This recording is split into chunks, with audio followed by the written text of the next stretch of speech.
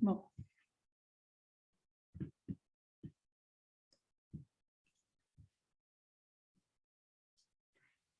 Donc, bonjour à toutes et à tous.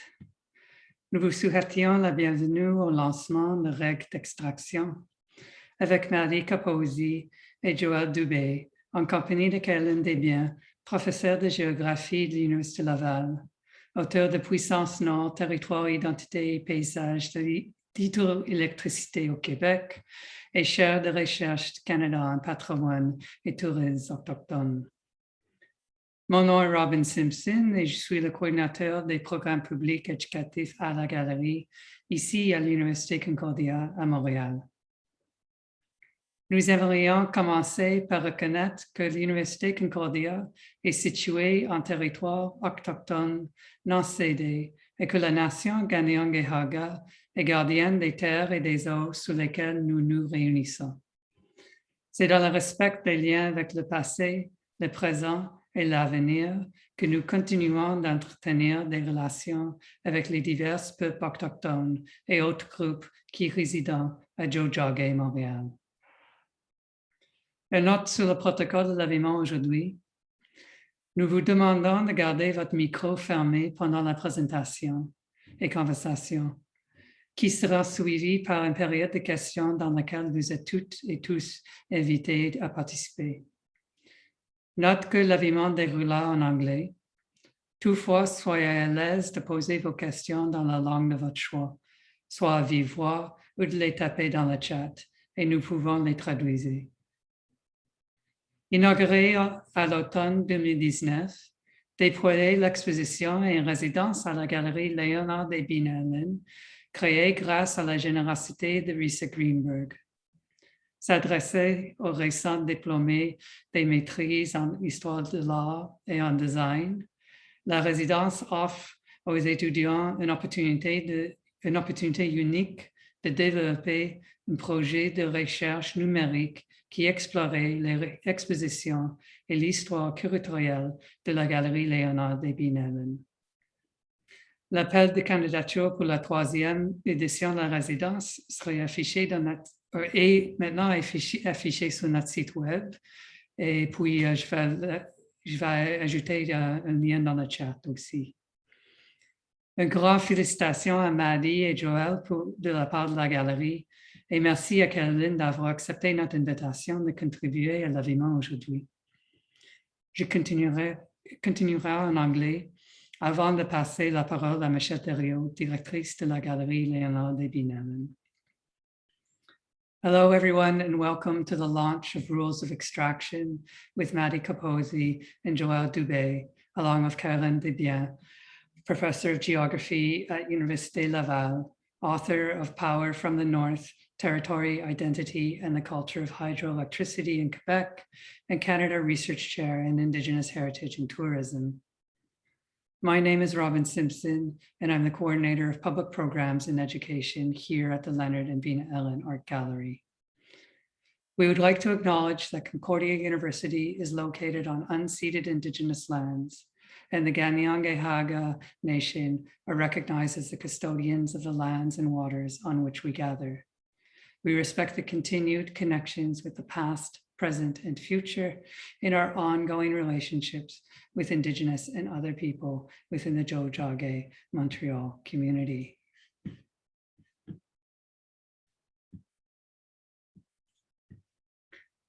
A note on protocol today. We ask that you please keep your microphones closed during the presentation. The presentation and screening will be followed by a discussion during which you are all invited to participate in. Inaugurated in the fall of 2019, Expanding Exhibitions is a residency at the Leonard and Binellen Art Gallery that was created through the generosity of Risa Greenberg. Aimed at graduating MA students in art history and of the Master of Design, the residency offers a unique opportunity to develop a digitally based research project that will mine the Ellen Gallery's exhibition and curatorial histories. The call for the 2022 residency is posted on our website, and I'll also post a link in the chat. A big congratulations to Joëlle and Maddy from the gallery And thank you to Caroline for accepting our invitation to participate in today's event. I'll now pass the word on to Michelle Terrio, Director of the Leonard and Bean Allen Gallery. Hi, I want to quickly, I don't want to take up too much time, but I want to quickly thank Maddy and Joëlle, because this wasn't that easy doing that residency. First, we were meant to do it in the fall of 2020, then we moved it to the winter, and that's because you adapted to our schedule. We really wanted to do it in person, and you made it possible, and thank you very much for that. And it was also made possible because the library and Guylaine Baudry, its director, provided a classroom for us, and that was actually wonderful solution to the problem of the distance we needed to keep between you two and between us, and to allow us to meet with you. So a big thank you to the library and to both of you. I'm really glad we were finally launching the project, and merci aussi à Caroline, who actually, Caroline has been invited here before, and we couldn't remember the exact year, but it was around, I think, James Bay and the Cree, right, that you spoke at that time. I think it was probably within an Indigenous art exhibition, maybe Sovereignax, but I'm not quite, I have to double check. But thank you very much for your adaptability, Caroline, because we did change that date. We were trying to find a date at which all of you could participate. And so it did work out, and thank you so much for your adaptability. Alors, merci beaucoup, Caroline. And I will now leave you to it to begin the conversation. Unless you have something else, Robin, before we start. No, I would just add actually that Caroline came to visit and spoke at the gallery during World of Matter as part of a parallel program for World of Matter, which Maddy and Joëlle will speak about, as it's the basis. Yeah, you're right. Yeah, but thank you. Yeah, welcome everyone, and enjoy the presentation and the conversation. Take care. Thank you. I'm just waiting for Maddy to join me. Okay, there you are. Maddy, do you want to start? Sure, yeah. So yeah, my name is Maddy Capozzi. I'm a graduating student of Concordia's design program. And with me today, my research partner, Joëlle Dubé.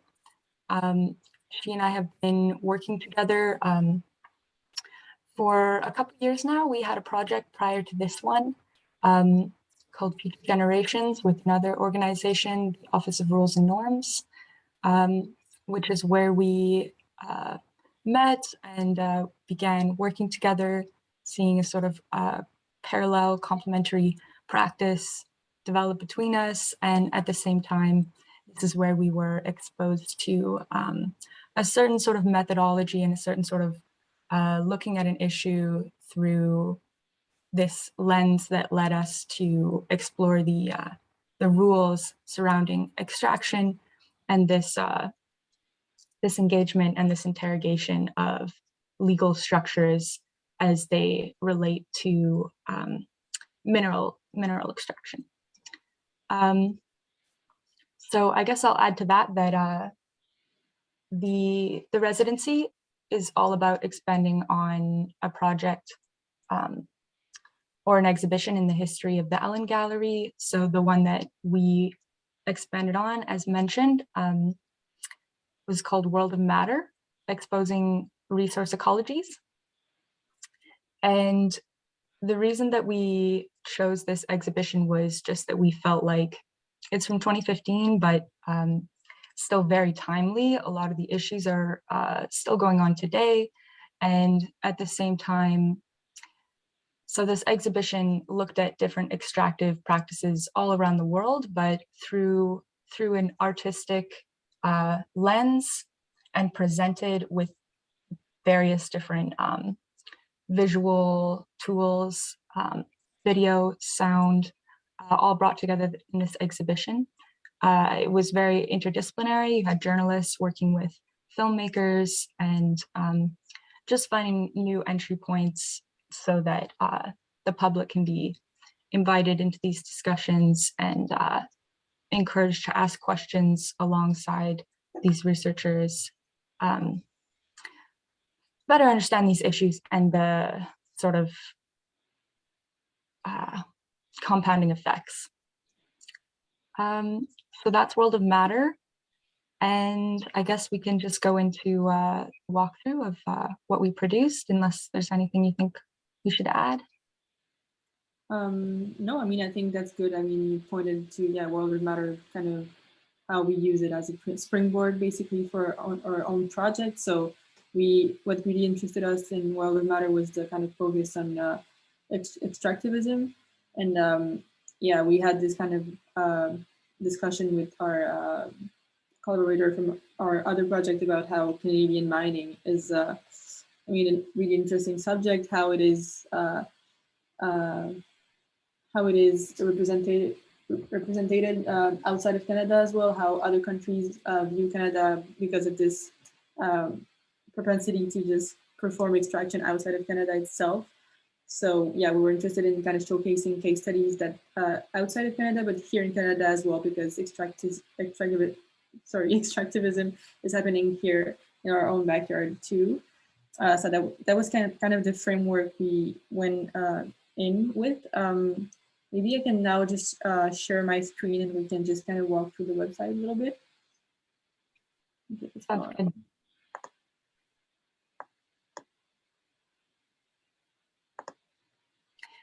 Yeah, and just something to add, in case you didn't know, Canada is actually the #1 country for mining abroad. So no other country has more mining companies operating around the world than Canada.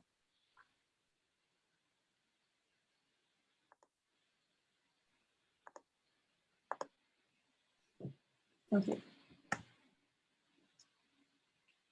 Can you see my screen?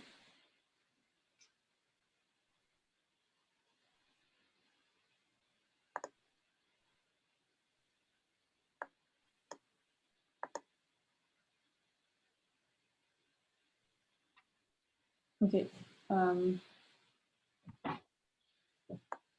Is it showing properly? Wait. Yeah, okay, so this is the landing page here with the territorial acknowledgement. Yeah, all the website is in French and English, so you can switch language here. And this is the core text where we're bringing all the, I guess, the lineage with World of Matter, but also our own methodology. And maybe you can expand a bit on the design here, Maddy.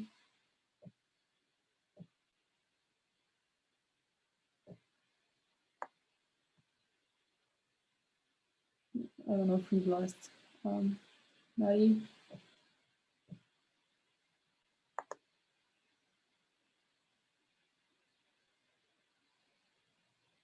Maybe while she reconnects, I can just kind of go on.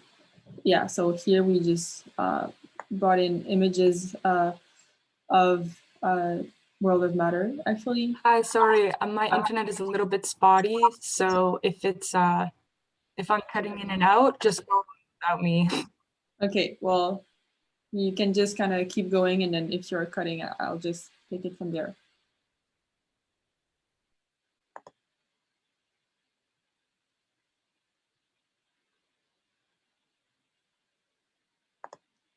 Okay, I think she's still, yeah, cutting out a little bit. So, yeah, our main idea is that in extractive practices and especially mining practices, there's a big reliance on waterways surrounding those extractive sites, because that's where the minerals are going to be washed and the waste is going to be poured into. So we wanted to explore the all the rules and norms surrounding the treatment of waters surrounding extractive mining sites. So that's why you have the water in the background, but also we approach water through like a thinking methodology of how we can think alongside water, maybe to detangle those extractive practices. So that's it's not there just, you know, for aesthetic purposes, but it really carries a methodological, you know, grounding as well. So that's kind of why just water is kind of carrying us through the scrolling as well of this first page here. And one main concept that we were intrigued by in the world of matter is the concept of planetarity as developed by Spivak. And you know, it's a hard concept to define, but basically it's just this sense of radical alterity. And we thought about it in terms of water, basically embodying this sense of planetarity, helping us in familiarizing those familiar space. So that's kind of how we expanded on a world of matter, is by using planetarity and then our reading of it as thinking with water, basically. So here we just give a bit of an insight into how we approach it. Yeah, this is the main book with all of the texts on this theme that we mostly used here. And yeah, as I said earlier, we are using 3 case studies, and it's 3 different treatment of water. So it's one where the water is polluted, another one where the water is completely drained, whereas there's no more water for local consumption almost. And then the last one is about displacement of water. And then along the way here, you have those kind of small questions that you kind of can click onto, and these are meant to kind of return the viewer's gaze onto itself. Where are you located in this extractive, you know, network, basically, because we are not removed from it, and we are, to some extent, also taking part in it. So that's what those little circles and questions were trying to kind of reflect. Yeah, and then along the way as well, we have those little, I don't know how to use, like boxes that you can click, and those are visually signaling the legal references that we are making along the way.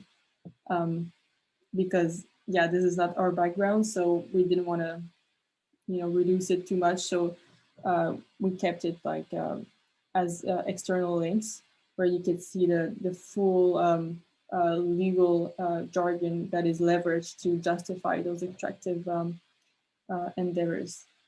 And then if you arrive at the end, and you have the 3 riverways of our case studies, basically. If I'm clicking on this one, without going too much into details, but basically we decided to focus the color on the side effect of extraction in each case. So in Porgera River in Papua New Guinea, it's mostly a mercury poisoning in the water, so hence the red color. And then we follow the river and we learn about the case study as we go along. And that's I won't maybe get too much into detail because I will let you discover for yourself, but that's basically the whole architecture of the website. Yeah, I'm just gonna stop the sharing now. I don't know if we have Maddy back with us. Oh yeah, there you are. Yeah, sorry about that. Cuts in and out. Yeah, I think that was a really great overview. I just would add each of the case studies, we kind of have 2 different, well, we have a few different streams of engagement, but mainly the video switches between two spaces. So one where we're sort of following along the above the water and taking the path that it takes. And then in another video, we're sort of paused on the riverbanks. And the difference in these two streams of information, I guess, is when we're following the river, we're sort of looking at the story of that place and the ecology and the people who inhabit it and call it home. And then getting into what's happening there with regards to the extraction. And then we have a sort of philosophical questioning going on in terms of how are these different groups relating to this place and to this water body cosmologically. So looking at local populations, but also looking at what is the worldview reflected in the actions and the protocols of the company who's coming in and using this water and performing this extraction. So we have the two different spaces for sort of looking at the issue from each lens. And then, yeah, at the same time, we bring in a few different legal structures that we've identified that relate to each case study and look at how it has sort of affected it and how it has influenced the people who are embedded in that extraction and how they are sort of trying to affect the future of that place. Yeah, I think that sums it up for kind of our overview. Maybe I think we could pass it over to Caroline for the rest of the discussion. If you didn't want to add anything, Maddy. No, I think that's good. I guess I'm not sure if we said this already, actually, but the three case studies that we're looking at are the Porgera River, which is in Papua New Guinea, the Rio Cuelco, which is in Guatemala, and then we have in northern Quebec, Ewichi, Lakes 1 and 2, as they're named on the map of the company that is looking to extract lithium there.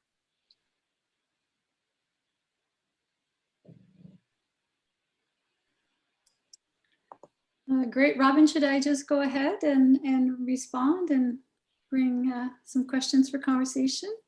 Yeah, please go ahead and start the conversation.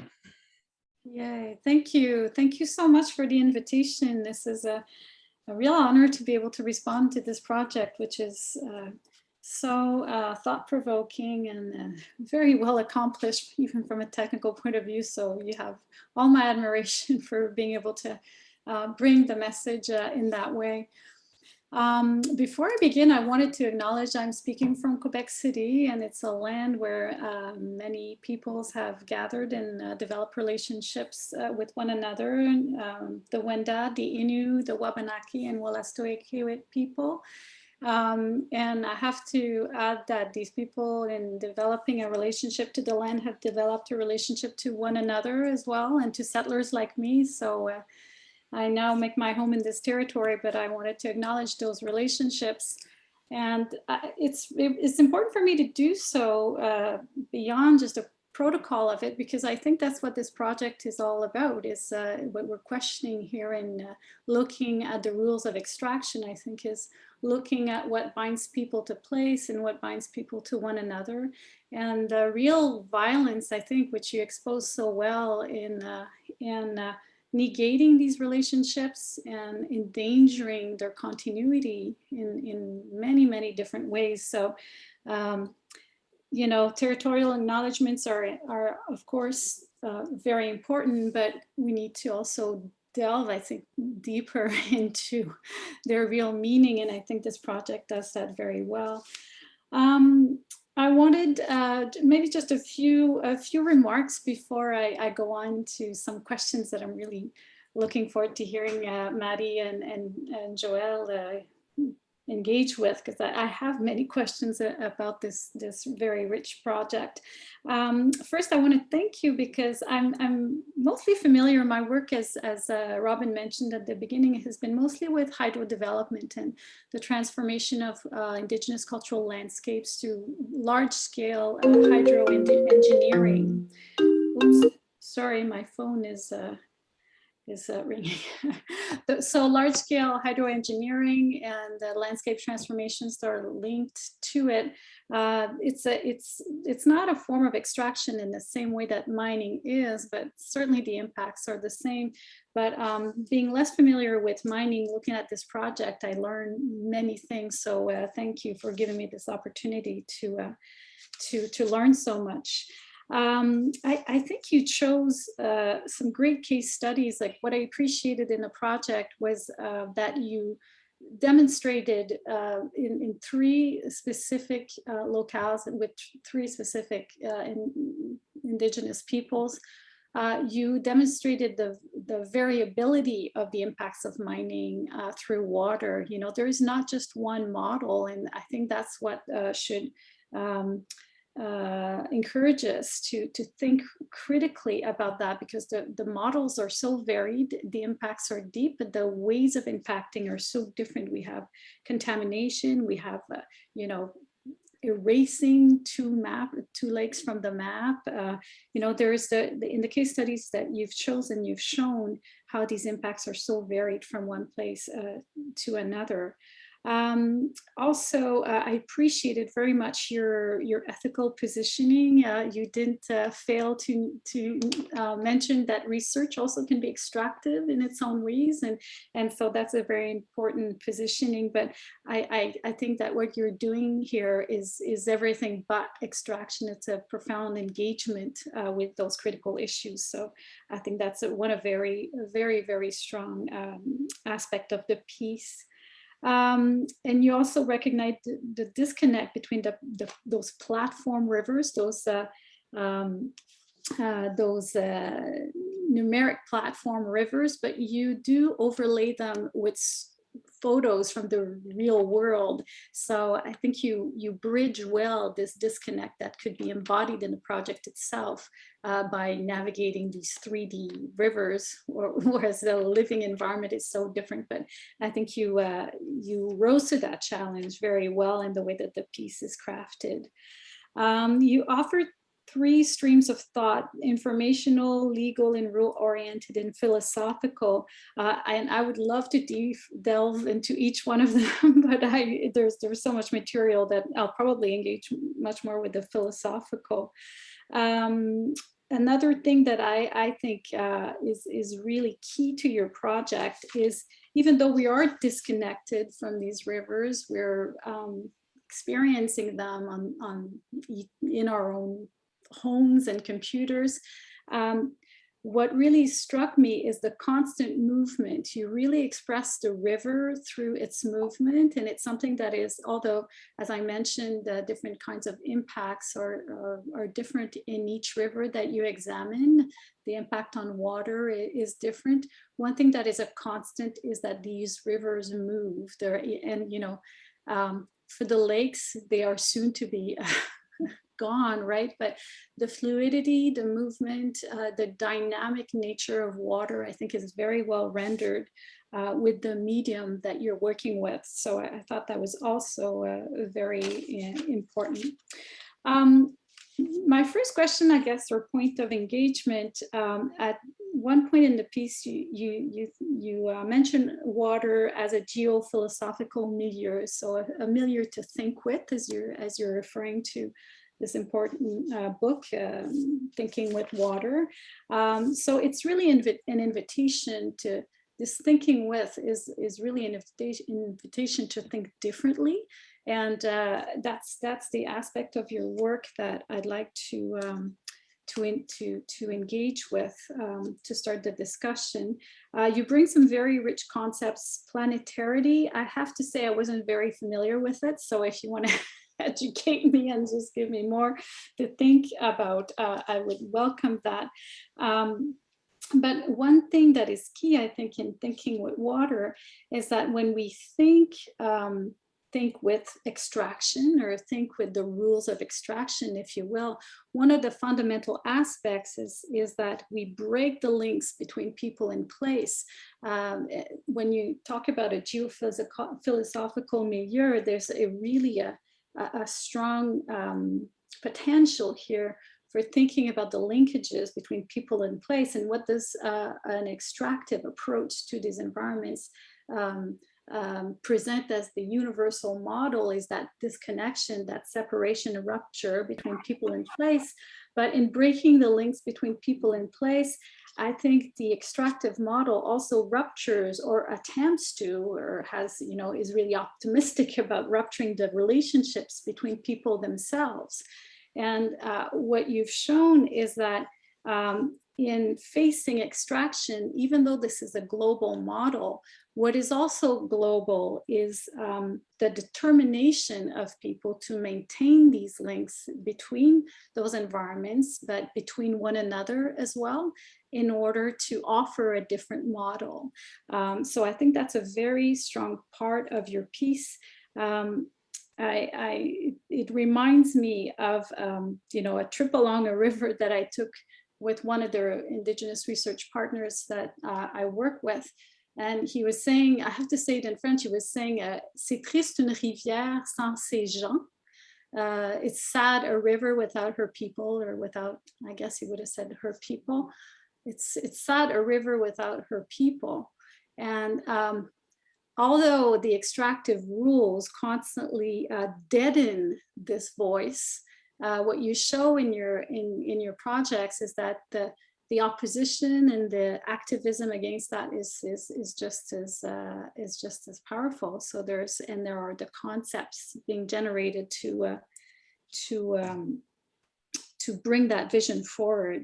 So my question is, to start with, and I had sent some of these questions to you beforehand, I'd like to hear you engage more with, if we really take seriously and step forward and take that step to think with in very practical ways with rivers, how does it change our subjectivity?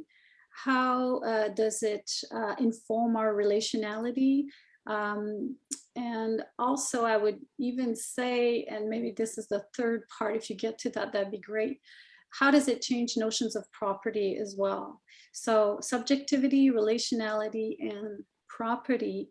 What are some practical ways in which engaging with the river redrafts these notions for us? And you can chop that up if that sounds like too big a question. No, it's good. I mean, I think you nailed it in terms of like understanding what we were trying to do. And I think that's what thinking with water does. It's about untangling or detangling, I should say, our sense of subjectivity and understanding water. Thinking with water is about promoting an ontology of multiplicity. So it's not so much individual interacting together, but it's in very interaction is what constitutes us. So it's in a really new materialist sense with Karen Barad in the intra-actions. It's we exist only through our interactions, basically. And I feel like if we center water more, we can promote this interactivity a bit more as well. And I feel like it goes all the way into property too, because I want to suggest that maybe we could move from a land-based geography to a more maybe water-based geography in a way that is much more fluid, that evolves, that transforms, and that is way less static and delineated and fixed into time as well. So that would be kind of my really broad and general answer. But I don't know, Maddy, if you want to add on to that a little bit. Yeah, I really liked your answer. I think it's a good point about the difference between seeing the world through land versus water.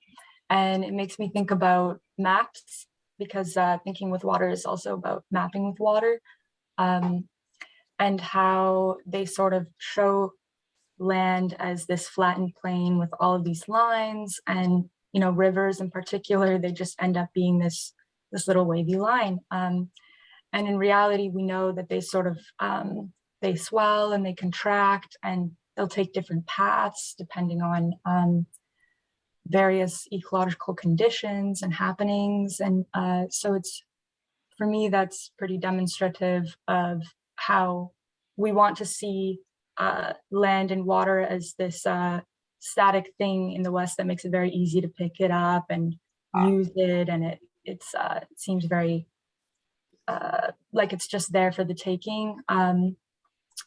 But any sort of experience with water, direct experience with it, you put your hands into it, you feel it, you watch the way it like hits rocks and interacts with the surroundings. You really get this sense that actually it's this thing that's alive, and it has its own agency, and it's going places, and it's picking things up along the way, and it's changing where it goes, and where it goes is changing it. So if you can sort of experience that and feel that, then I think for me, thinking about water is about extrapolating from that a certain sort of way of just seeing and relating to the world, which then seeps into how you would interact with the world, right? How you would act in relation to it. So yeah, I think that also speaks to notions of identity a bit too, right? Because we are 70% water or something like that, and the world is imbued with water. Water for us was also helpful in terms of grasping the notion of planetarity as this thing that is sort of ever present and yet not fully graspable. Yeah, I'll leave it at that.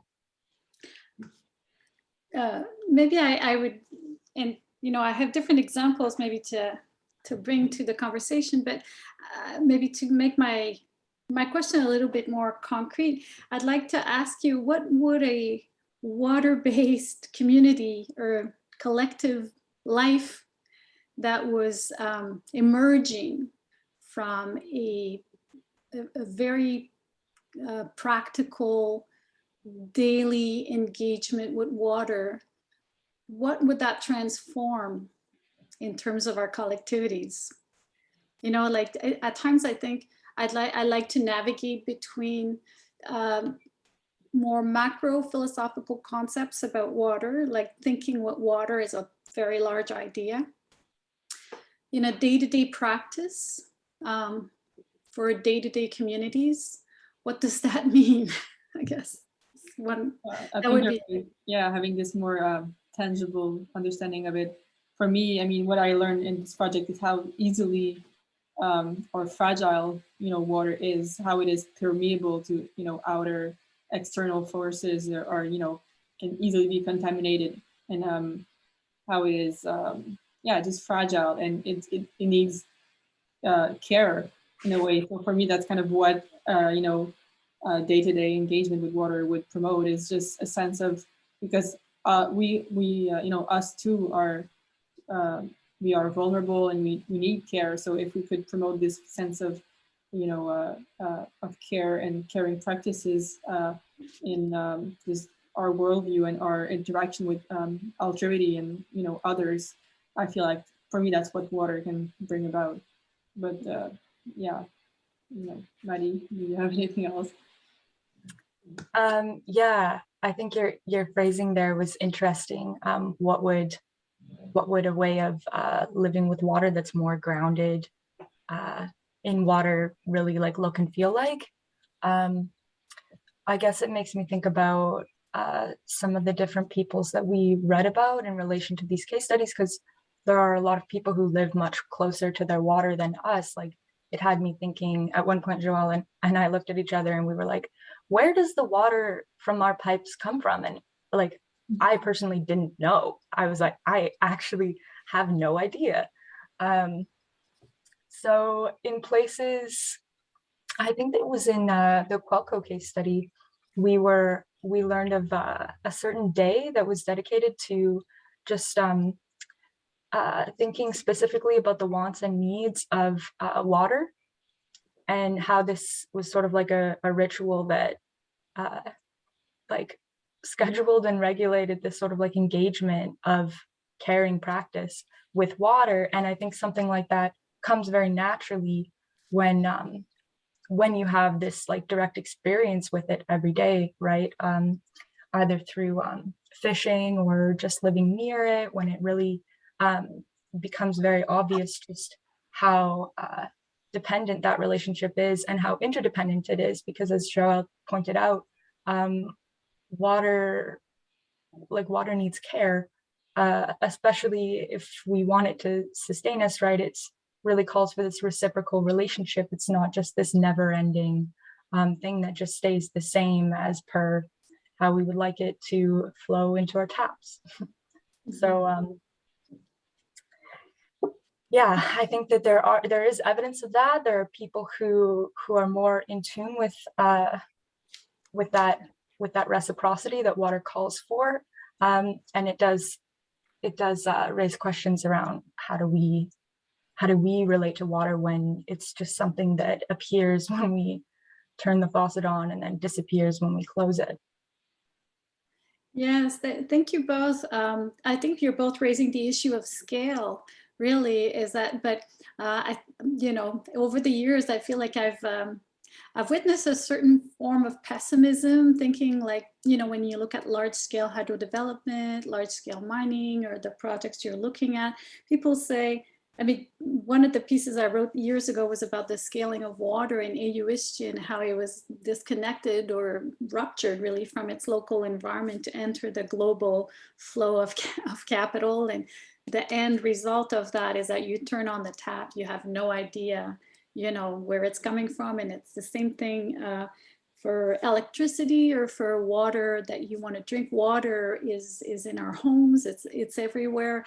And I think the effort for the EU really in trying to change the narrative around that was always to say, where is this water coming from? Can you acknowledge that? Can you become conscious to it? And if you are able to become conscious to it, how are you going to act, on that basis? That's why I talk about subjectivity and a kind of a transformational politics. I know sometimes these are tired ideas, saying, oh, local, global opposition and things like that. But that's, in my view, a fairly pessimistic perspective on this. I think we can just build a politics of hope where we manage to scale the local connection of what it means to live with those water bodies, rivers, lakes. We have the St. Lawrence River right outside my door. What does it mean to rescale that and take the ethics, and Joëlle mentioned an ethics of care. What does it mean to scale that within our urbanized or globalized society? So yeah, thank you for those answers. I guess that's what I was getting to, is like, what are some concrete ways? And there are countless examples. I think we need to also pay attention to these stories. Countless examples of practices that reassert that bond.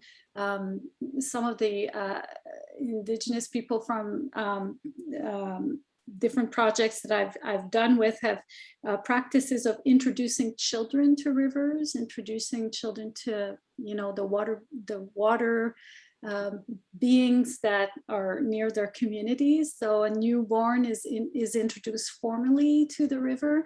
If you think about the Innu right here in Quebec, that travel all the rivers of the North Shore, the Cree also did the same, that used to travel and still do travel up these rivers to go to their hunting grounds in the winter. The journey of walking and traveling along that river was a journey of weaving the social fabric. You could not be in solidarity with the person next to you because your life depended on it. Why has that been let go of, in terms of our relationship to water today? other aspects of that living with water is the very acute feeling of the need to care and protect the purity of water, because it's our own bodies, as you mentioned so much in all these in the rivers that you explore. So yeah, I just thank you for your answers. I just wanted to bring that to a level that felt from the geophilosophical to the daily practice. You know, resurgence is a practice, and and I think thinking with rivers actually commands or calls for practices that are very very practical, that we can embody in daily life, but we need to think creatively about how to introduce them. I don't know about time, Robin, are we going on, or because I could move on to a different question, but you're welcome to keep conversing. Yeah. Sounds good. Just raise a flag if you if you think that we need to open the discussion to the people listening as well. A second point that I wanted to bring about, and this comes from my, how should I say, well, it comes from years of trying to pay attention to cultural landscapes in flooded areas along, you know, as most of you should know, Quebec has, the project of Québécois nation building has really been built on this certain perspectives of water, of rivers, as places that need to be engineered and controlled, and you know, the separation between nature and culture, and the as you show so well in the projects, a very sort of rigid understanding of water as something that can be manipulated and transformed for capital production. So that's certainly not only a narrative in Quebec, but it's also a reality. The landscape transformations that have embodied that epistemology are, you know, they're not just dotted across the northern rivers. They have transformed watersheds. They have transformed milieus for the people who live with them.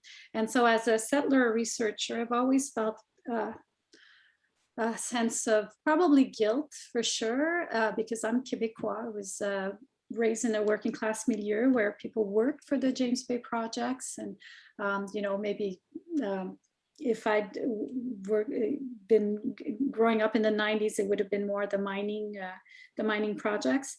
But over the years, I've always held on to this idea that people need the landscape to be sort of pure and untouched in order to maintain, you know, the epistemologies and the cultures and the practices that, as a settler researcher, I always feel will be the savior of our world and its environmental crisis. But the people I work with, mostly the Innu in the last few years, don't have as much of a, I guess, a negative vision of all this. Because their notion of these rivers is cyclical.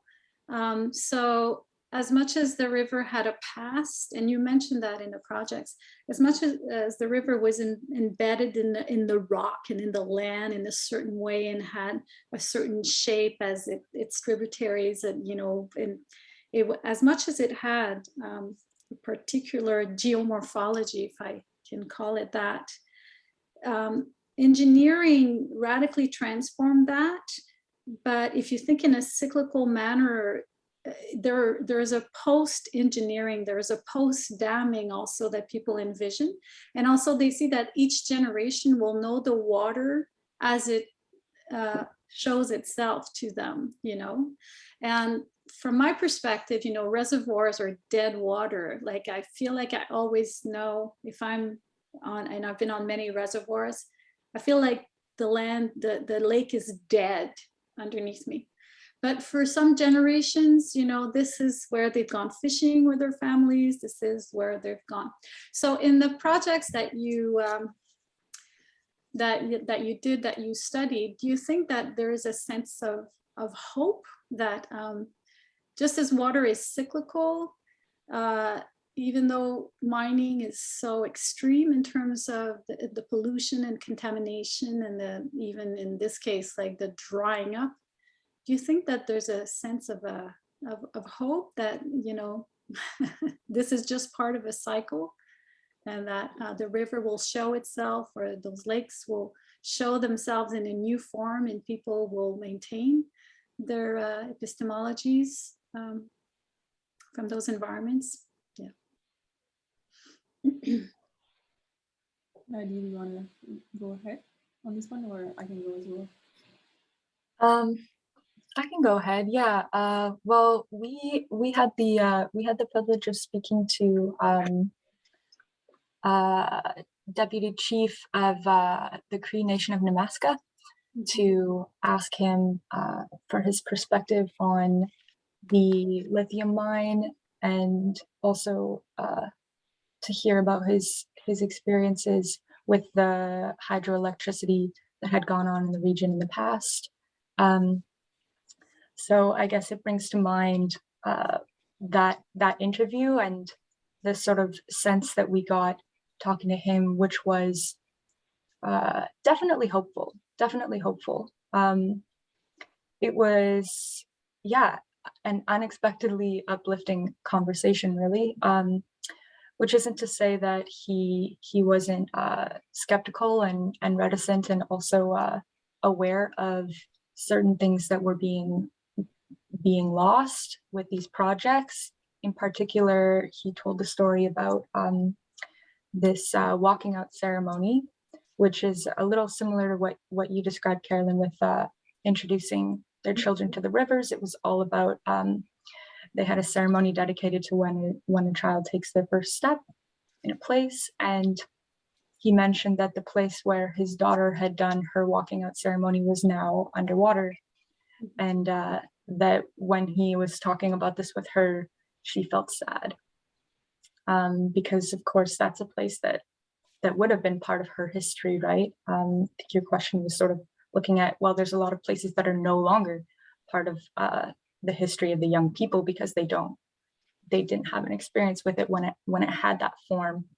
But yeah, I got the sense that he was hopeful in terms of what the project could bring, and the sort of new relationships that might emerge from it if they're sort of grounded in respect and in like a genuine desire to see the people in that region given opportunities to learn and to grow and to be, I guess, a part of that change, and have it be like a positive thing that they also, you know, retain their autonomy within in terms of like the project and how it would be carried out.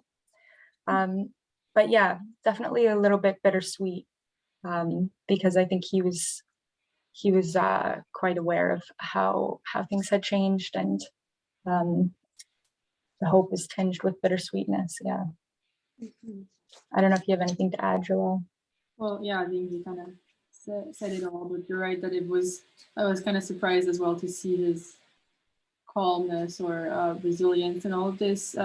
And I think for him, the bigger hope was that he wanted to have a true collaboration with, you know, people from down south, so it's colonial, separate colonial ancestry. But yeah, just be treated with respect and be given real opportunity as well. But yeah, it was saying that all those big engineer people were coming up north to their region and saying to them how, oh yeah, we're just gonna drain that lake, do this and that. But he was saying, you know, they don't know the land like we do. You know, we live there. So yeah, I don't know. It was a really interesting talk, and I hope we were able to kind of convey parts of it in the project. But for him, I think the biggest part was just, yeah, kind of fostering a true and a long-lasting collaboration with the two nations at play in the project. So yeah. Yeah, no, it brings, it's so rich in the project that you had that conversation with him. And thanks for your answers. I mean, that just maybe 2 or 3 reflections on that. Like, I think the hopefulness is like there's no choice but to have it, or else it's just, you know, you can't. You talk a lot about the sense of responsibility toward those rivers, and I think people definitely feel the responsibility to remain hopeful, because in doing that they remain active, and they as much as the odds are so great, like in terms of the projects you've shown, like these environments are destroyed basically, but people remain active. In remaining active, that means they remain hopeful that things can be otherwise. And one thing I just wanted to mention that I've noticed also is that mostly in terms of hydro development, I don't know if it could apply to mining, but there is one generation that mourns the river because they knew the river in a different shape, in a different way. But the following generation, I'll know there's intergenerational trauma for sure, but in terms of the landscape, the following generation does not necessarily carry the weight of that mourning. You know, I've seen ceremonies where people just have to mourn the river, like to say one last goodbye before they close that, you know, just dévier the river, détourner la rivière, you know, like, so that mourning is not always kind of experienced the same way for the following generation. And to me, I think that's a hopeful thing, because it keeps people active and engaged. And the other aspect of it is that in maintaining that responsibility, it's almost like people maintain the story alive, the story of that river as a living thing. It's almost like, you know, you mourn someone dead, but they really die when you stop talking about them. So even the act of remaining active and hopeful and talking about that environment, its history, its connection to people, it really is also a very concrete way, I think, of countering the extractive epistemologies by saying that river is still alive with us, for us. And again, I think that it poses specific challenges when we're talking about extractive activities like mining. Hydro development is certainly different, but two more things is with hydro development, we've been able to map out cultural landscapes that are now underwater. And the process of mapping those out by showing different layers of historical maps with aerial photos, you're able to see the old contours of the river and identify the cultural sites.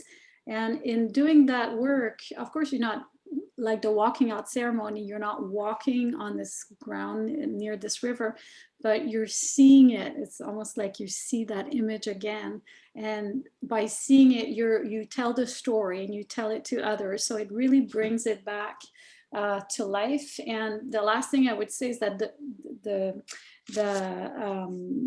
numeric platform that you're using has particular power also, or potential to enable that cycle to continue, enable those stories to be told, enable those relationships to be appreciated and talked about, and the liveliness of the river to be maintained. You know, just like sometimes, like recently I was having my students in tourism read a book called Real Fakes, which is great. It's just talking about Instagram and how worlds are created on Instagram that then get transposed into the real world. So what is the real world, or what is the numeric platform? And in many ways, I think like it, you know, of course it's best to have both feet on the ground, right? But if the disconnection between community and its river, its territory has happened, then those platforms in many ways are kind of a push to recreate, to walk the land back again, to walk it again, to go say hello to the river such as it is, or say hello to, of course I understand that when the river is full of mercury, and some of these images are absolutely striking, but what choice do we have, right? But to maintain that that fire. I don't know how to say it, but you know, maintain it alive, or else you really are also going against your ethics, which is to take care, you know, to care for.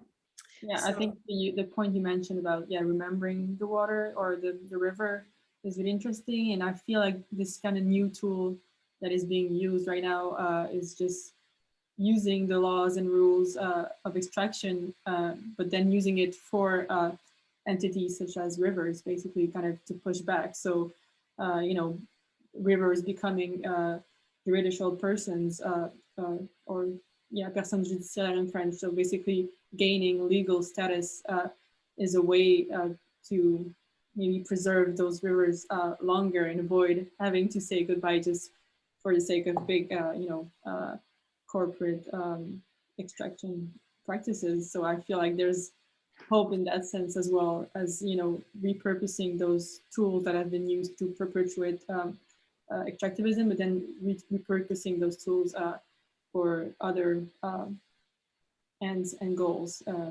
And yeah, I think that's for us. I mean, I feel like that's kind of the glimpse of hope that we've been seeing so far. So hopefully this kind of, I've heard of it like being done here in Quebec, but also in the States and in New Zealand. And I feel like it's kind of gaining traction right now. So hopefully this, you know, put this issue front and center as well. Yeah, I like it. And this is the key expression, is repurposing those tools. And we've been talking for decades now about counter cartography, but I think there's another step. You know, you can counter map these, like these dead environments, you know, that have been extracted to death. You can just go back to the tools that, as you mentioned, Joëlle, enable that extraction, but repurpose them, and to show that something remains. And, you know, I dream of the day. Last week I was in an Innu community, and Sophie Brochu from Hydro-Québec was in meeting with the community a few days before. And I dream of the day when we'll have a meeting, we'll show all the cultural landscape that have been remapped onto the waters of the reservoirs to show that they're still there.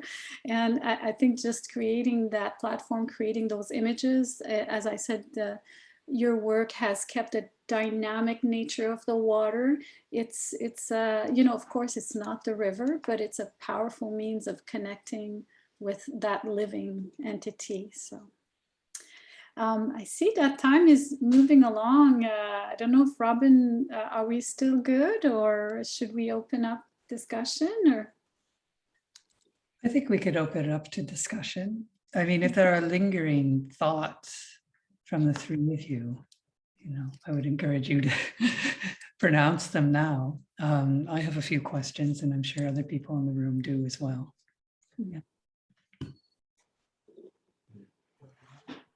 I might have one for Caroline, if that's okay. I think we haven't talked about it that much, but your research focuses on hydroelectricity, and I think there's something really interesting there, because I feel like hydroelectricity is always portrayed as this, you know, green energy, and it's interestingly like the mine that is being built in UHE is lithium, so it's kind of part of the same greenwashing discourse. So yeah, I was wondering if you got any insights into how this kind of green trend is perceived by people up north, because, you know, we are accustomed to it and all that, but I'm wondering how it is yeah, perceived and lived up there. yes, thank you, Joëlle, for that question.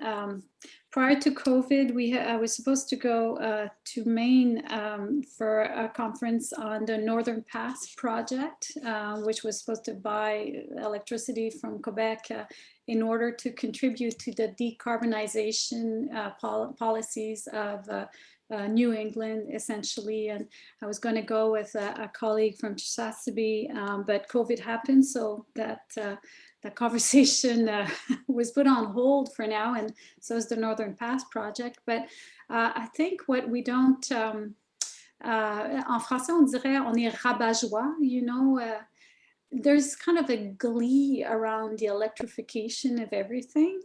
And when you work with hydroelectric, you know, when you look at you've seen firsthand the landscape transformations, that glee is like hard to engage with.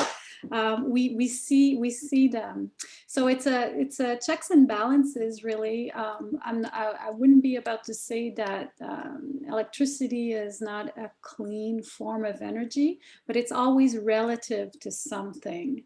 And I think people mistake sometimes clean energy with impact less energy.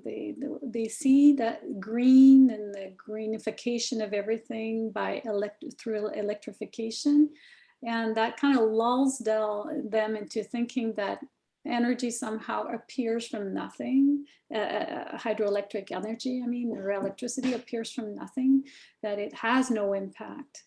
It has lesser impacts than other forms of energy production, but it does have impact.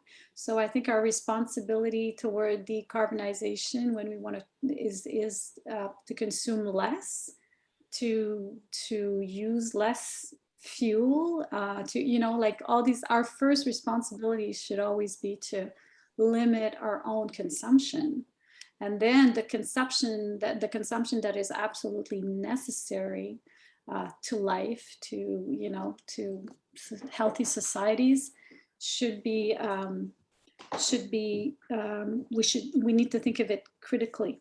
So yeah, I'm kind of looking forward to, I guess people are wary of presenting the negative aspects of electricity because they want people to take up these electric cars and these, but I think the chickens are going to have to come home to roost, where we understand more fully the impacts of electrifying everything, that there is mining attached to it, that there is large scale river transformation attached to it. And your focus on lithium in the project in Ecologies is a perfect example of that.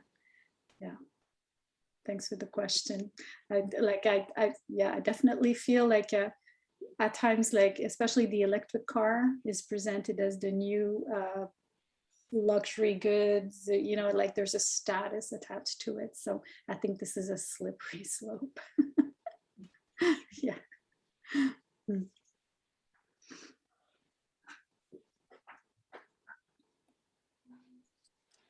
So we can open it up to questions now.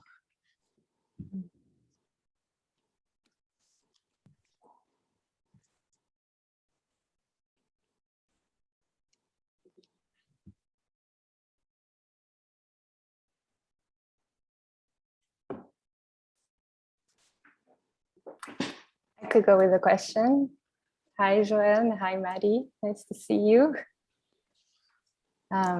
Congratulations on the launch of the website and on your hard work. I was part of the team with Michelle and Robin, who followed the development of the website. So it's great to arrive at this moment. I wanted to ask a question about designing the website and thinking spatially. It's really fascinating how, as we're exploring the website, we're led through different trajectories and different orientations. So we're navigating horizontally as we start, and then there's a menu that appears. And when we're entering the study cases, we're navigating, you know, vertically from up to down. And there's all these different boxes and images that appear. So there's an important interactive element to the project. And also there's a sense, especially in the study cases, of depth and surface, with, you know, the sort of landscape behind and the text that appears sort of almost as an exhibition text. And there's a sense of, you know, you're reading a little bit as if you're on site reading a text and then sort of engaging with other types of material that appear in other forms. So like, you know, images, videos, or texts, and you know, articles, links to other articles. And then, you know, there's some animation behind with also the free assets that are kind of moving or adjusting to the circulation that's kind of moving through. So yes, I was really interested in that parallel between the experience and the exhibition and in the experience on the website. And so I wanted to know if you could talk a little bit about that kind of similar experience, or just about how you worked to engage really different senses in the user and the visitor of the website, and in other ways how you were thinking curatorially when the production of your website. Yeah, I guess I can start with a response to that. So yeah, we tried to take this methodology of thinking and mapping with water, not just in terms of how we engaged with like the information, but also how we presented it. And so this is part of the rationale behind having these different elements, which would sort of come up and which could be moved and resized and interacted with, and also the way that certain things like appear only when you hover over them. The sense for me was kind of how you could dip your hand in water and then like lift up rocks from the bottom, like things appear and reappear as you interact. So that was one idea. The methodology of thinking with water really calls for more of like a synesthetic approach. So like trying to bring in more of the senses and trying to not focus too heavily on one form of seeing, I guess. And then at the same time, Caroline brought this up that we incorporated a number of images of the actual rivers as a sort of like counterbalance against the this simulation version that we had used in the background videos. And the process for gathering these images was actually really quite nice, because we had to reach out. First, we had to find different people who had images. So throughout the internet, like finding all of these cases where people had engaged with these places, either through research or just as a visitor, or even tourism. Yeah, like there was many different ways that people had interacted with this water body in order to generate these images that then we came across and then would ask, could we use this? So that kind of felt like it almost kind of connects to this idea of like the history of the water and remembering different iterations. And I found that kind of enriched both like the visual presentation of the end product, and also for us, like our understanding of each water body and how people have related to it. Yeah, I don't know if you have anything to add, Joëlle, or I could go on about that. There's a lot to say about the design choices. I mean, one thing I think is interesting as well is that in the World of Matter exhibition, I wasn't there physically, but going back to the images of the exhibition, when you enter the exhibition, you were faced with this kind of big map of the world, mapping out different types of extractions, and almost looked like also an investigative board, like investigator just kind of mapping out and trying to draw the lines between the things. So that's kind of visually what we were going for. So just basically mapping out relations between elements, and how our own research with this investigation into those subjects. So I think, yeah, again, the relationality was really what we were trying to show. Maybe, yeah, it's something as well to be experienced by the viewers or the users, I should say. But yeah, the relationality amongst ideas, but also between the user and the interface as well. But yeah, I mean, Maddy mostly designed the website, so maybe she's more apt to talk about this than I am. But yeah. It was definitely a collaboration. Yeah, I feel there was not the same clear delineation between roles. in this project, and just projects between Joëlle and I in general. Another thing, I guess, was the navigation. We had, in order to sort of come up with the structure, we used one of the whiteboards in our room and sort of like drew out the rivers and the paths, and we wanted it to be a loop so that as you came to the end of one, you would get to the beginning of another. And also each of the case studies uses like a similar formula. So as you go through each one, you notice that there's this repeating pattern, but each time the information is different and there's variabilities and yeah, variation in the outcomes. So that was also kind of reflective of this sort of like the repetition of water, but the difference that comes about in each iteration.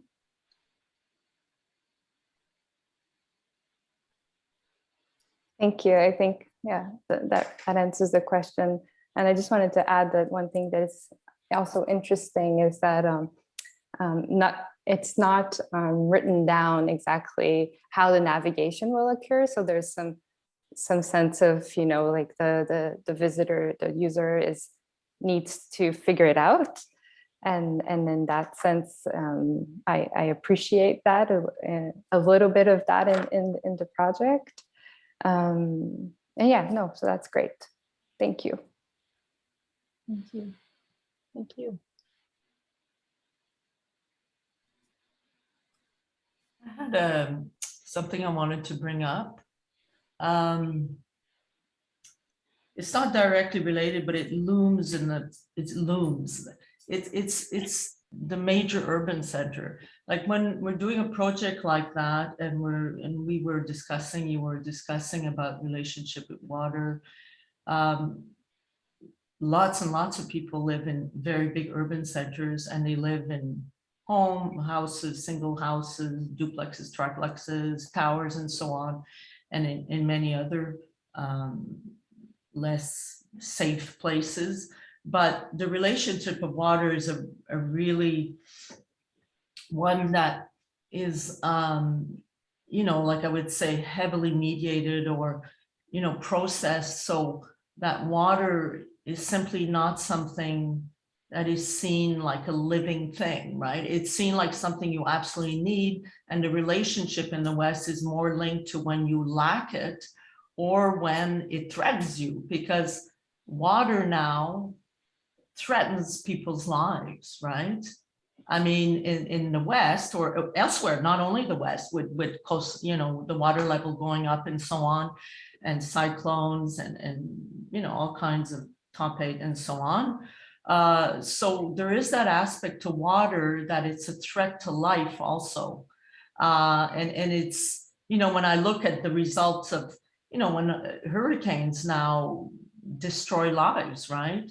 So there is also that kind of disjunction, right, with water that, yes, there's that discourse, let's, you know, reanimate, not only reconnect, but let's have a different relationship to water. But it becomes really complicated and almost impossible when water is seen as such a threat very frequently now. I mean, cities are flooded. I mean, we saw Manhattan flooded. People live with the fear. Even here, I hear all the time, people live with, when is it that we're going to have a big storm and so on. And so there's that whole destructive aspect of water that's also in the discourse, right? And yes, it's very much linked to big urban centers, but not only, because people that live on coastlines and live in, you know, frail environments, frail, you know, habitations are really at risk. So I'm not sure where I want to go with that, but it's something that's, you know, exists alongside this kind of work. Do you understand what I mean? And how do we address that?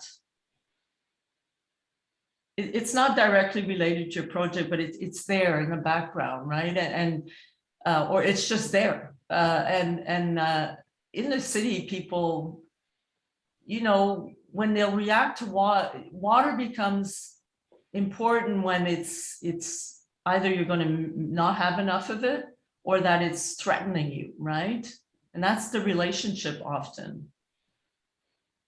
So I you think don't you're have to, right, but it's just a comment on it. It just, you know, when I was hearing you talk about, especially how many Indigenous communities, their relationship to water, it's like so different than that relationship that exists out there. And also Indigenous people themselves can be threatened by water, right?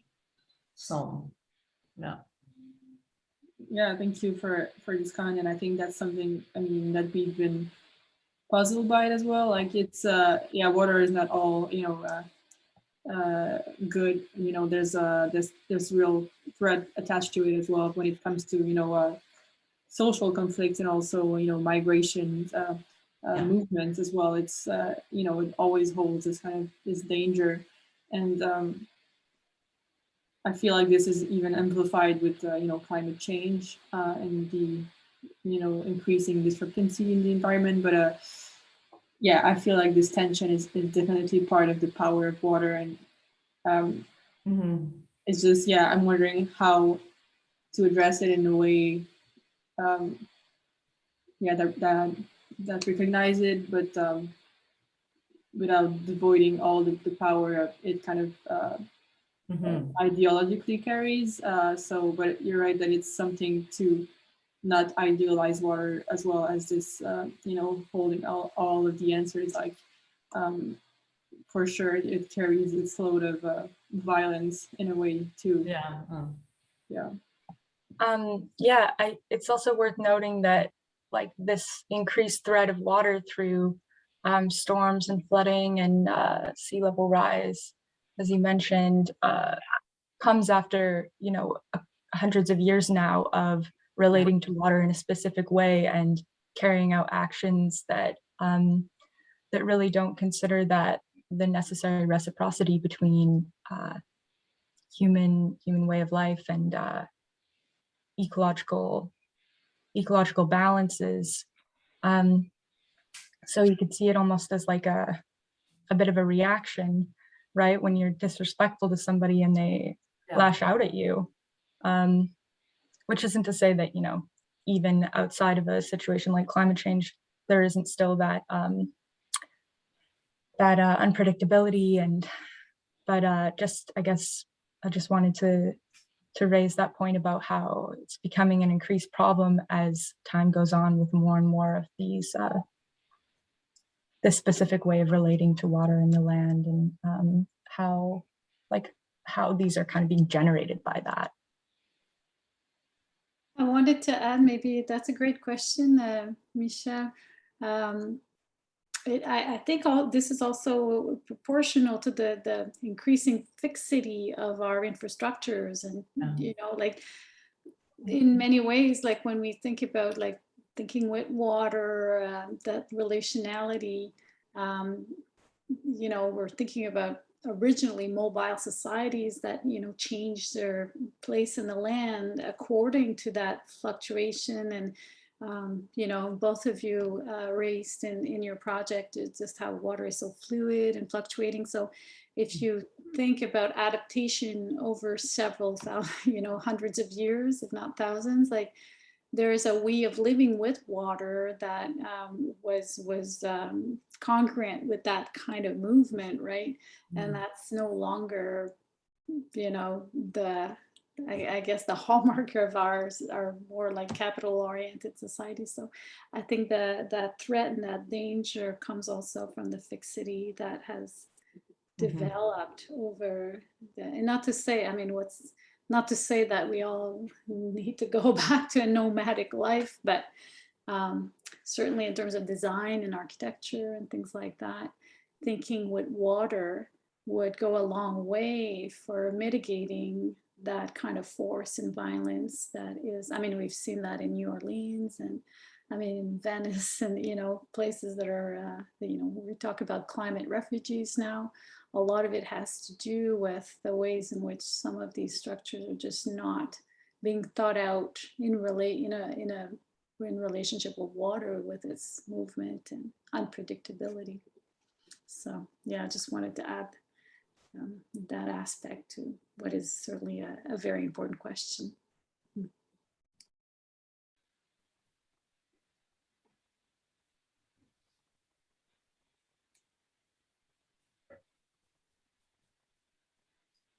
I wanted to ask about an element that you kept in the project, something that accompanied you both in your research. But then in your opening introduction, you spoke to how you didn't have the expertise to dig into it deeper. And I'm curious about its inclusion in the project, and I'm curious about what challenges it brought up for you, and how a kind of negative relationship to it, but also an inclusive relationship to it, formed some of your ways of thinking, and maybe is going to go forward in things. And so that element is the legal documents. So I'm curious, like, how did those legal documents challenge you in your thinking? What was illegible? What seemed very familiar? I guess also what sort of power in the critique that you have brought did you feel that you could confront some of these documents with? And at what points did you feel that the critique you were formulating, the alternatives you were formulating, were going to be disavowed or disregarded in face of these documents, or were confirmed by them? Yeah. Yeah, thank you for this question, Robin. I mean, you're right that it was an area where we, I think, both kind of lacked expertise in. I mean, just being not my field of study at all. So, you know, I can read, but this is another type of language there. And I feel like, yeah, the words, I mean, I was really surprised by how the words or the language is not weaponized, but almost to assert power over some things. So just if we take the example of the project in AUHE and the North, and there's this environmental assessment of the land that has been, you know, there's many iteration of it that I've been reading. And it's just, yeah, the way water is described and land is described, and then just the mineral is described, is just already just so telling to the way that about, you know, a worldview. And I don't know if this is a specific language of environmental assessment only, but I have a suspicion that this is kind of shared by many, like a legal document, I mean, that I have been reading. But then again, yeah, this is not my expertise. I would have loved to be able to, you know, if like this project were to expand, to be able to kind of consult with legal experts on that matter, and then really dig deeper into those mechanisms that allow for extraction abroad, especially. Like, I was just puzzled by how can a Canadian company go to this country and then say, hey, we would like to extract there, like, you know, what tool are they using for them to be able to accomplish this? For me, is just, yeah, mind-boggling. So yeah, that's maybe a vague answer, but that's just, it was a lot of, yeah, long reads, confusing reads. So yeah. Definitely tickled my curiosity a lot throughout the project. I would have liked to have also been able to engage more with that side of it. As Joëlle mentioned, a lot of the language is quite inaccessible, but one of the things that always stuck out to me was, I mean, like, what is a law? It's authoritative, and it has a very specific language, right? It's this hyper rational language that necessarily casts what it's talking about into a certain mold, and shows it in a certain way and presents it that way authoritatively, right? Like, it's not up for debate. This is how it is, and this is how we're going to operate because this is how it is. That's kind of how it feels when you're interacting with it, right? So yeah, I think the challenge for us was finding a lot of these things and going through them and trying to sort of wrap our head around them. You know, yeah, how is it possible that Canada has more mining companies than any other country, and why? And you know, what are the pathways for recourse, and how have they been very strategically shaped so that they aren't really pathways for recourse, right? One of the things we came across was investor state dispute settlements, which was it's basically like a legal mechanism in international law that makes it so that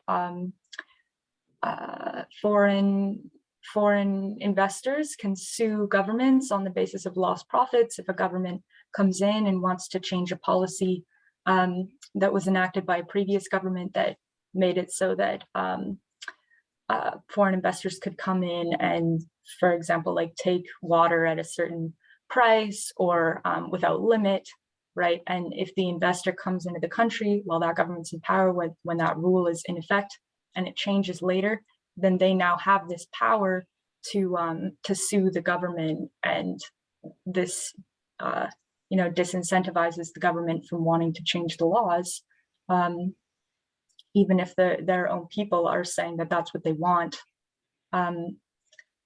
So there was somewhat that were very insidious like that, and as we dug into them, it was like, actually, yeah, this was specifically created by like foreign corporations for this purpose.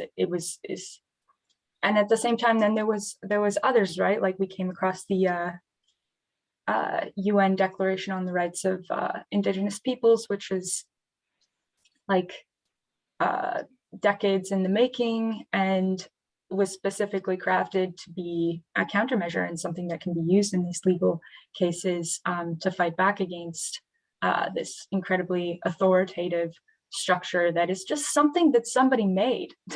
That's what we forget about laws, is that they're invented. They're authoritative because certain interests and groups and powers make them authoritative. So one of the things that we were gravitating towards, and Joëlle mentioned this already, was like that we wanted to read more about, and that I kind of wish we could have incorporated more into the project, was just how like legal personhood is being granted to water bodies, and how this movement for like rights for nature is coming up to basically pull the rug out from underneath the structures like investor state dispute settlement and others. And I think that's also what's powerful about like looking at it through an Indigenous lens, because it's like, okay, well, on what grounds are we saying that this is allowed and makes sense? Like, whose land is this even? Why, where do you get that right? It's a really, really potentially like very powerful way of entering the issue, but it's not by accident that it's so opaque and that the language is so complex, and that's so inaccessible for so many people and can be very expensive to go through those pathways. Thank you for your answers. Can I just react quickly? Yeah, this is a really important aspect. Robin, thanks for bringing it of your work. What is the law? I think in showing these rivers and the impacts of mining on them, you really bring that question forward.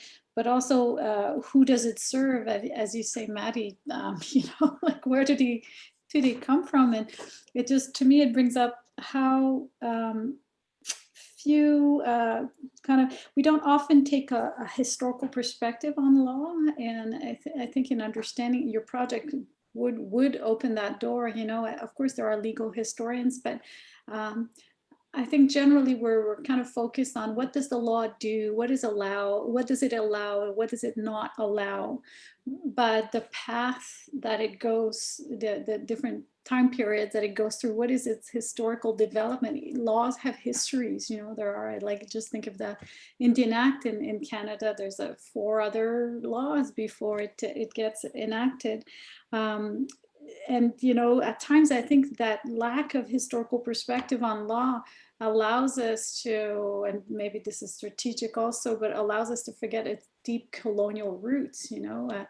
When I was a student at UBC in historical geography, there was one researcher in the law department, Doug Harris, and he was looking at fisheries as another form of reservations for Indigenous people, fishing laws, like they really enclosed the commons, you know, the fishing commons so we pay attention to land-based reserves, but he was bringing our attention through a legal and historical perspective to fisheries-based reserves, right? And I think mining operates, the mining laws operate exactly in that same way. Pour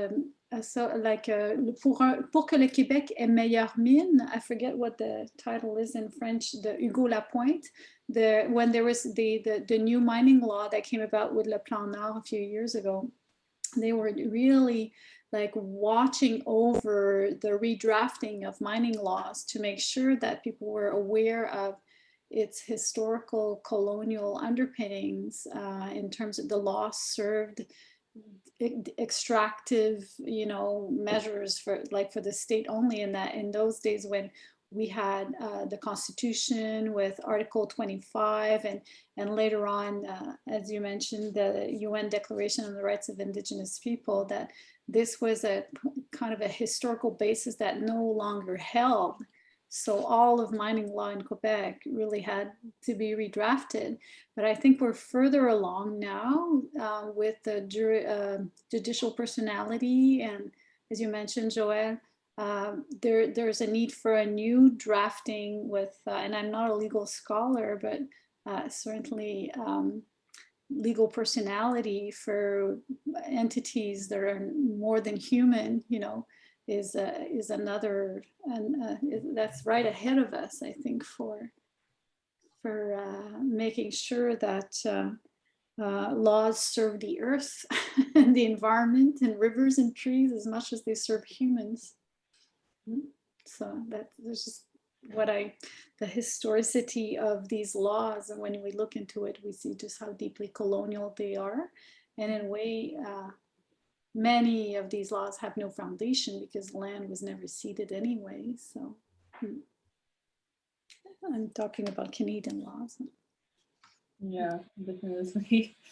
I mean, I think you're definitely right there about, yeah, now some of those laws just haven't been kind of overseen, and I feel like they just don't hold a purpose anymore. Some of those like state laws that Maddy mentioned were created, I think, in the 80s or something, just kind of to, at the time where, you know, external investors were all the rage, and, you know, it made sense perhaps then, but now it's just maybe, yeah, it's time to review those laws and, you know, push against them. And I feel like, yeah, judicial personhood is one way to do it. Hopefully it will accomplish that goal. I just have one other point that I want to raise about laws in relation to water that I think is interesting, is that like these legal structures they're oftentimes like quite fixed and static, right?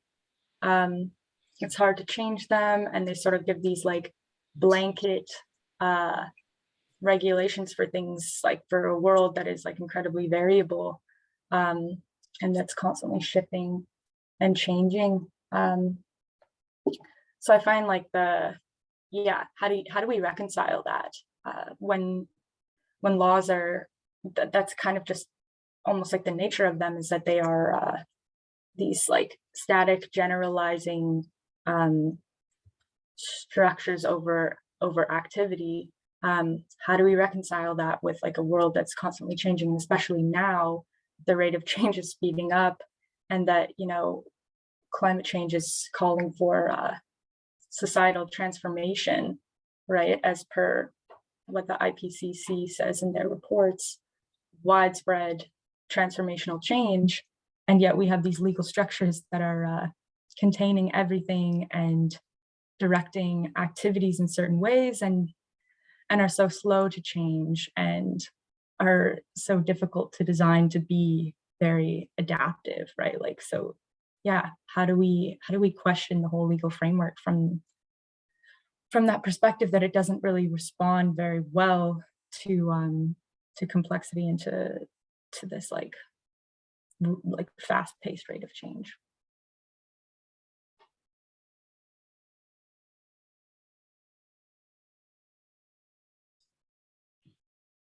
Thank you, all three.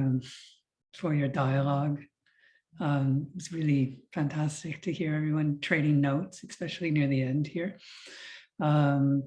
I encourage everyone to spend time with Règles d'extraction, rules of extraction, and to maybe particularly take note of how Joëlle and Maddy make reference to Caroline's research and how that dialogue started with this project.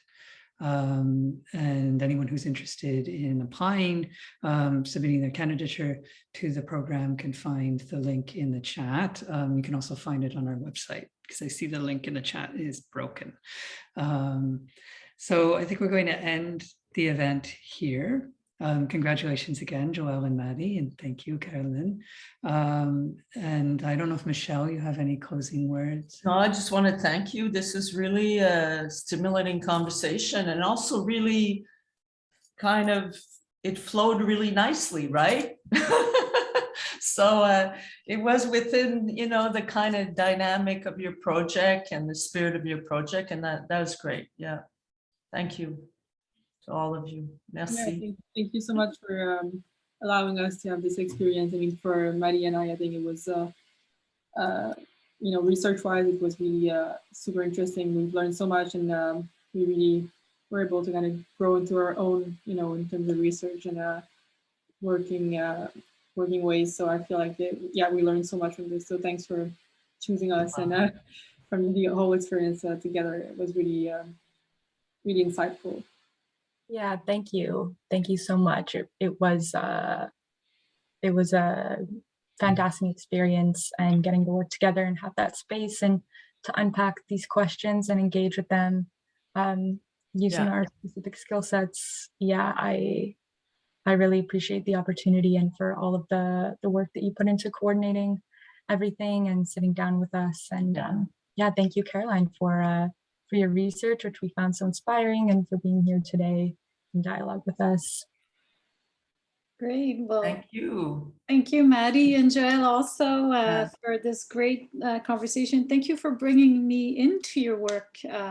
This was, I'm glad that we were able to do this. It's a great format, and certainly I hope your work has all the exposure it deserves, because this really brings up some key questions. And thank you also to Michelle and Robin for the invitation. This is a great way to engage with those ideas. It's a wonderful format. So long live this this internship.